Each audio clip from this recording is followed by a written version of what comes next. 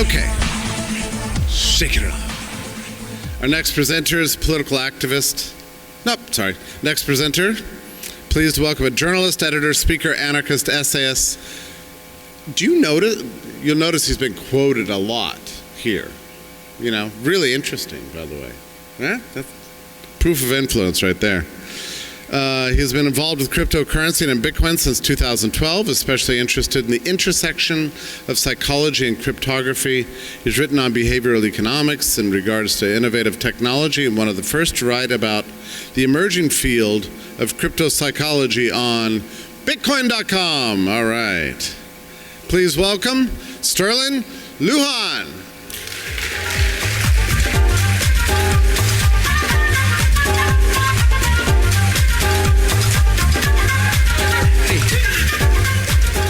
Can you guys hear me? Good? So the first message is let's do whatever we absolutely can to help Miss Lynn Ulbrich and free Ross. We have to get Ross out of prison as soon as possible. So a little earlier, Jeffrey Tucker was talking about this idea of liberty and anarchism, and this idea that it's not just an intellectual endeavor.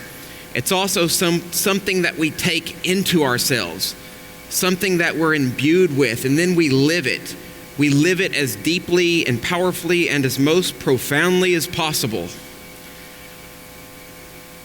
And get this, before I ever had a word for what I was, an anarchist, I was dealing drugs. I was dealing a lot of drugs. Back in 2007 and 2008, I was peddling MDMA and cocaine.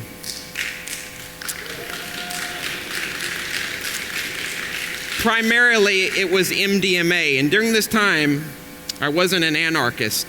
I was doing this primarily as an entrepreneurial endeavor.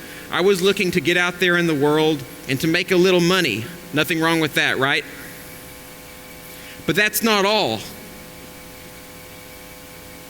Prior to me starting to deal MDMA, I had taken the pill myself, and I had got to experience the ecstasy and the beauty that this particular drug has to offer. And after I took this drug, it totally blew me away. It woke me up to who I was. It allowed me to look at my past traumas, my past histories. It allowed me to introspect extremely deeply, come to terms with who I was, understand my traumas, and also learn about the concept of love. Funny thing, prior to my experience with MDMA, I don't think I ever truly felt love. Something about the compound allowed me to introspect and then realize that love is this very palpable emotion that some of us may not even have contact to until we enter into this altered state of mind or until we have some type of experience. So one of the questions that I started to ask myself after I had this MDMA experience, after I entered into this state of mind and had this revelation, I started to wonder, what is it about my nature that pushed me to want to sell MDMA? What was it about me that wanted to go against the grain and to be disobedient? And it was something about wanting to provide a service to people, wanting to help people, wanting to make sure that people can live their life to their fullest potential through the process of understanding who they are. It's the whole Socratic notion of know thyself, and that is thoroughly interwoven into the whole MDMA experience. So my goal, my modus operandi here, is to help provide you all with some inspiration on how to fully awaken to your true human nature. But also, because a lot of you already are, it's how to help other people awaken to their anarchist nature, to their full human potential, to this idea that we can do whatever we want to do in life so long as we're not harming others and so long as we're truly impassioned by those ideas. It's just something that's so utterly important. Now, I have some fears that I want to share with you all in the hope that you'll empathize with me. Every day that I wake up and I go out into the world and I think about spreading freedom, spreading technological solutions to the problems of statism and government, I always worry about the possibility that we're going to fail at this mission because we're trying to do something absolutely momentous. We're trying to create a paradigm shift on a scale that no one has ever seen before. And this paradigm shift involves the absolute dissolution of the state apparatus and all of the intricacies involved in that destructive machinery.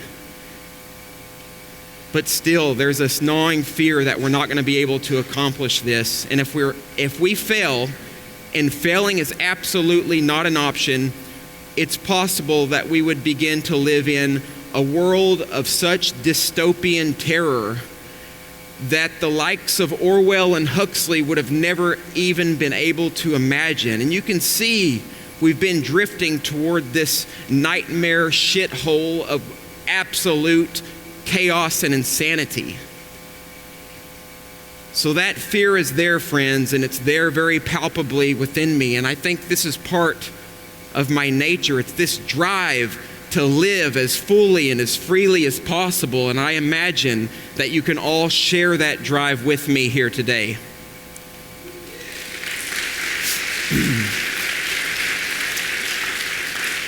I also have another fear. It's this fear that we're not going to be able to work together to accomplish the goals of helping free people. It's the fear that we won't be able to band together, that will tear each other up from the inside out, that will devour each other through the means of not understanding each other, not connecting, and not being able to empathize with each other. And these are fears that I'm beset with every day. And I really hope that we can come to terms with those fears and continue to move forward, because failure in dissolving the state is not optional. It's not optional. We must succeed. So I'm going to provide you guys, friends, with 3 powers, what I call powers, for helping to come to terms with our anarchist nature and for helping other people understand our plight for this push toward greater freedom. Power number 1 is the power of storytelling and narrative. Who here has read a work of fiction and became enamored with that work of fiction? Yeah, like everybody would raise their hand. Storytelling is an existential plea for contact with another human being. It's the suggestion that I'm a relatable human being and I want you to understand my suffering, my pain, my trauma, and every bit of my emotional world. That is the purpose of storytelling. It's to make that deep contact with other humans and to share those relatable symbols and motifs and all the other information that comes along with that idea. So storytelling really makes up the crucible of everything that is human. It is our humanness. And if we can share our stories of anarchism, our stories of living a rebellious life, our stories of coming to terms with who we are as human beings, I believe that we're going to draw more people into this fold of anarchism. Storytelling is the animus mundi of everything important in our lives as human beings. It's the hero's journey. It's the path to freedom. It's the window pane into a new, beautiful world, friends. And if we can share our stories with people, we're going to expose them to a realm of emotional beauty that's absolutely unfathomable to so many people. And this realm of beauty is the anarchist realm I submit to you here today.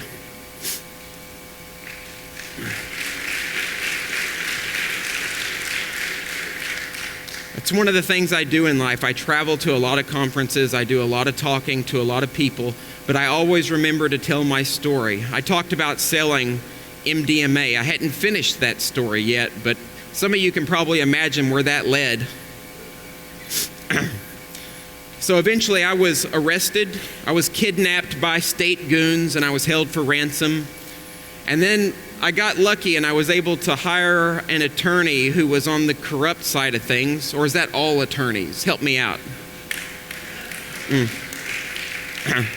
So this attorney was able, luckily, to help me escape getting in too much trouble. Got 10 years deferred adjudication probation, so I was in paper prison. Had people coming to my house at midnight watching me pee into a cup. Very dehumanizing thing. I can only imagine ending up in a scenario like poor Ross Ulbricht has ended up in. What an absolute travesty and tragedy. So storytelling, this is the most important thing I believe we can do, one of the most important, in helping turn the tide of the situation we find ourselves in. It's our stories that bring a new existential light to what we're trying to do as anarchists. Power number 2. I've already talked about power number 2 briefly. Power number 2 is the use of psychedelic compounds, entheogenic plants, and designer drugs for the purposes of help waking ourselves up fully and helping to wake other people up. And I know somebody's thinking, well, are you ready to spike the water with MDMA and LSD and just get everybody loaded for a long time? Probably not the best course of action, since I'm a believer in consent. I think that people have to know what they're getting into, and I think harm reduction is an extremely important element of the psychedelic consciousness, of the anarchic consciousness. All of these things are of paramount importance.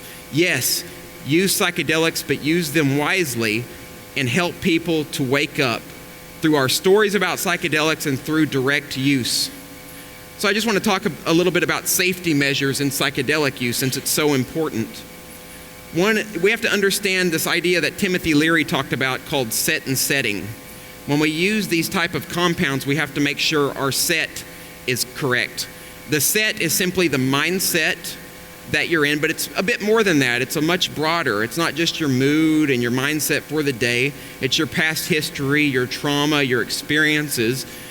And all of these things have to be taken into consideration for engaging in a psychedelic ceremony, whether it's with a shaman or whether it's in the comfort of your own home.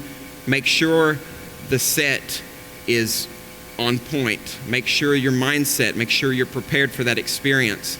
And number 2 is the setting. That's simply the environment you're in. Are you at a ceremony? Are you at home? Are you at a dance party? Make sure that that particular location is conducive to the experience. And here's why. Because these psychedelics have the ability to totally tear us out from this reality and show us a truer reality. And I think part of that is the reality of our deep self. When I took MDMA, which is a quasi-psychedelic, it led me through a path in the moment of examining my own life in some kind of unadulterated, disrobed way. And that's what woke me up to try to start actually living and to give a shit about my life and where I'm headed. So I'm a firm believer, and always will be, that altered states of consciousness are a path to freedom. And in my mind, psychedelics will inspire us and inspire more people to create more communitarian environments where we share empathy, love, and connection. And we want to heal the world and then dissolve government in the process, because government is antithetical to healing.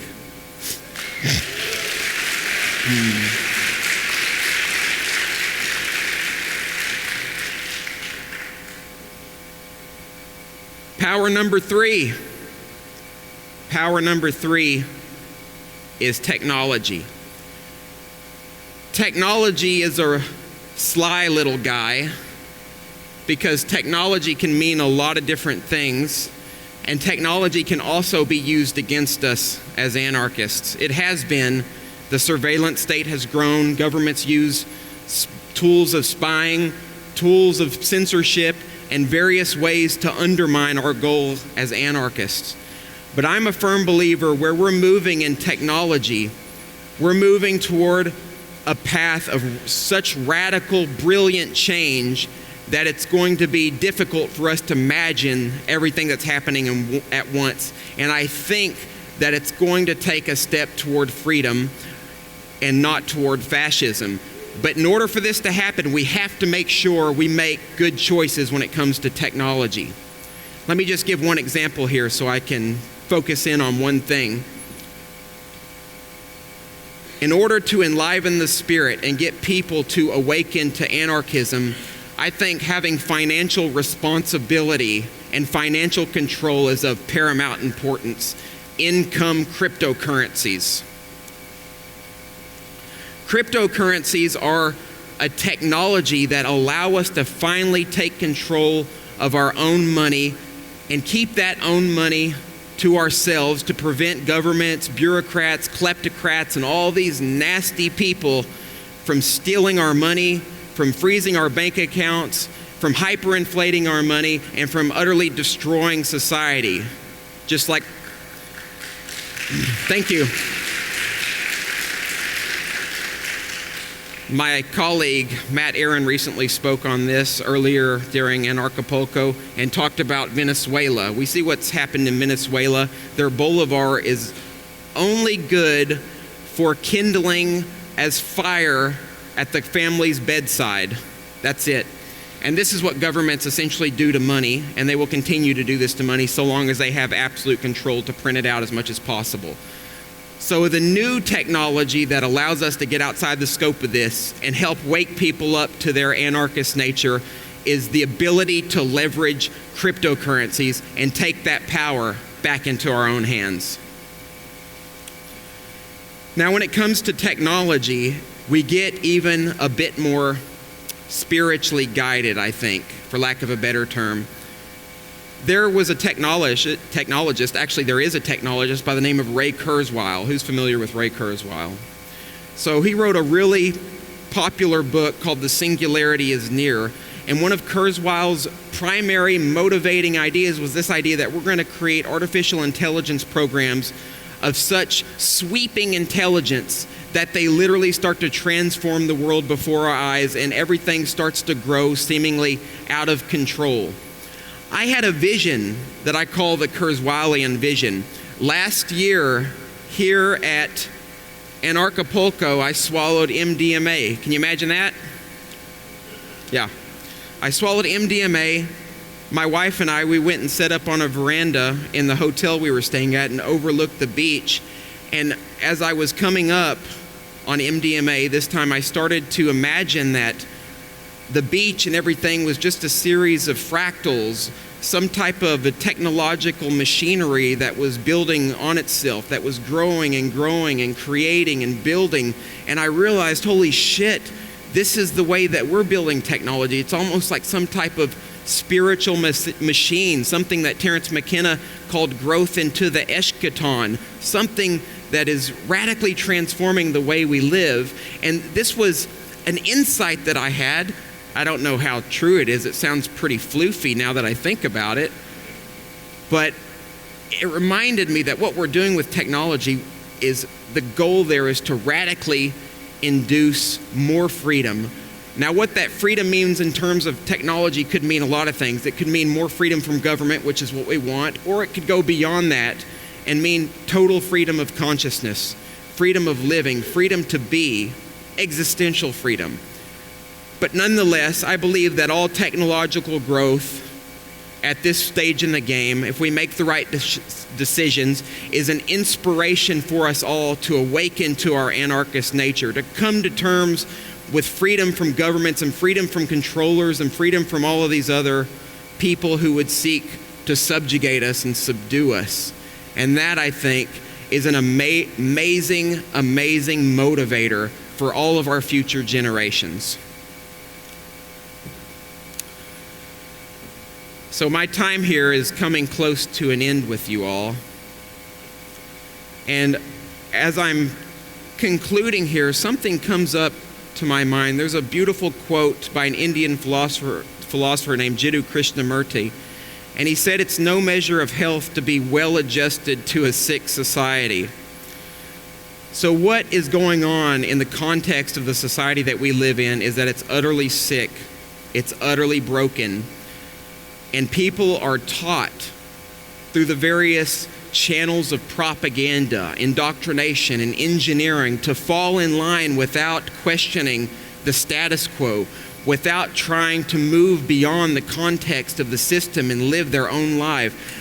They are engineered to such a degree that they just want to be worker bees, compelled to move forward in lockstep, 1 foot at a time. And this is such a nasty thing to have to happen to people. So in my mind, this is really a war for the well-being of the human species. This is a war for our own spirit, for our own humanity, for our dignity and our decency. And if we can't take the power back and find ourselves as human beings and inspire more people to come into the fold of anarchism, we are doomed to failure, to loss, and to perpetual subjugation.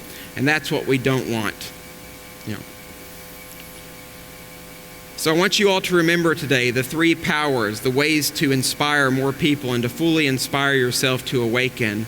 And that is the power of storytelling, the ability to provide our story and our narrative, to give people hope, to provide people with the hero's journey, your personal hero's journey, your movement into the depths of hell and your ascension into the lofty ladders of heaven. And power 2 is to leverage pharmaceutical technologies and entheogens to help aid in your storytelling process, to build you up as human beings, and to awaken your mind's eye to deeper understanding of yourself. Because it's deeper understanding of the self that allows us to move into the future without fear and with absolutely open eyes and an open mind. And it's a scary thing, because once you come to terms with who you are and your anarchist nature, it's dangerous. We live in a world where we're constantly talking about governments, and governments at some time have always been known to hurt, attack, harm anarchists. So we all have to be careful, but we have to push forward with these ideas. And then power 3 is technology. Remember, our technological spirit is an ever-evolving transformation of growth in society. Ray Kurzweil called it evolution by another means. So we must leverage technology to create these changes we need. So always remember, continue to push forward, continue to fight. Remember to connect with your loved ones. Talk to them about these powers. Talk to them about how we can grow and change. Talk to them about what's happening to our world and the decadence of society, engendered by governments, engendered by politicians, and engendered by people who haven't woke up and who are possibly just evil, maniacal assholes who want to see the world subjugated.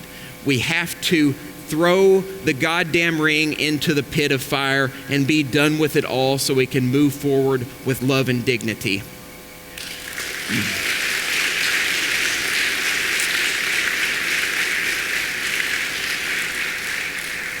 I'm not really sure if we're doing questions. I still have 5 minutes, if that's a thing. I don't know. Okay. Like a mic for the audience? Or, okay.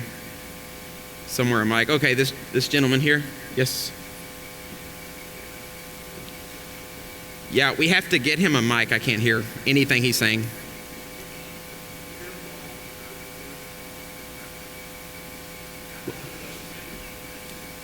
Not familiar.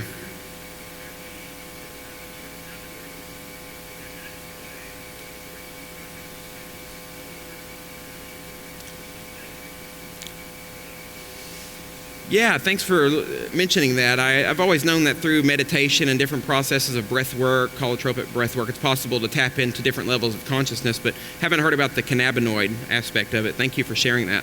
Yeah. He mentioned a method, I think it was Wim Hof, okay. So he mentioned a method that about tapping into the cannabinoid receptors using breath work and different other strategies or techniques to get into those mind states. I wasn't familiar with that method. So. Luke.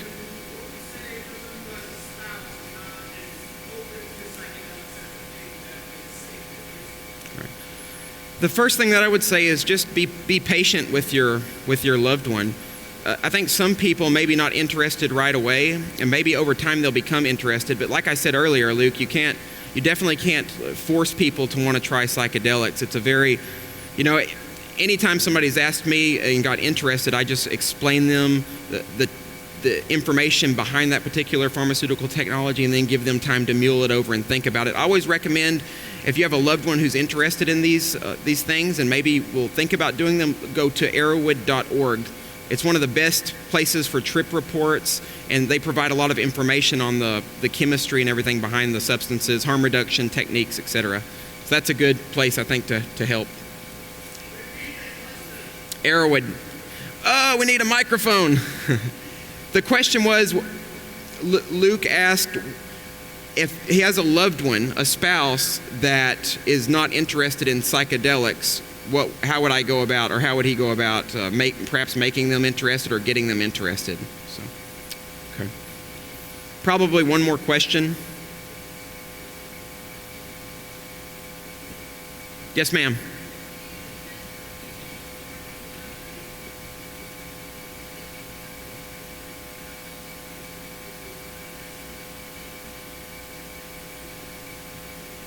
Yeah. So in my mind, people who are in recovery are, oh yeah, thank you. She was wondering what about people who are in addiction recovery, specifically for alcohol addiction? What can they do, besides the pharmaceuticals, or maybe the pharmaceuticals? So I think people who are in recovery, what's most important for them is having strong networks, having family support systems, having people to talk to them and help get them out of that mindset. And that's also a way for them to help themselves. If they know they have love and support, they will be able to overcome those issues. And that's how I've heard a lot of people have overcome it. But then, down the road, what I've heard is good for alcohol addiction, and I've never tried it before, is the ibogaine ceremony. Ibogaine is a psychedelic root bark from Africa that the Bwiti people use that allegedly helps people overcome various addictions, including alcohol, opioid addictions, etc. So that might be worth looking into eventually, but I don't know that that's recommended like right away out of, during recovery immediately. Okay. So thank you for all of your time. I really appreciate this. Was a lot of fun. Keep pushing forward. Push forward.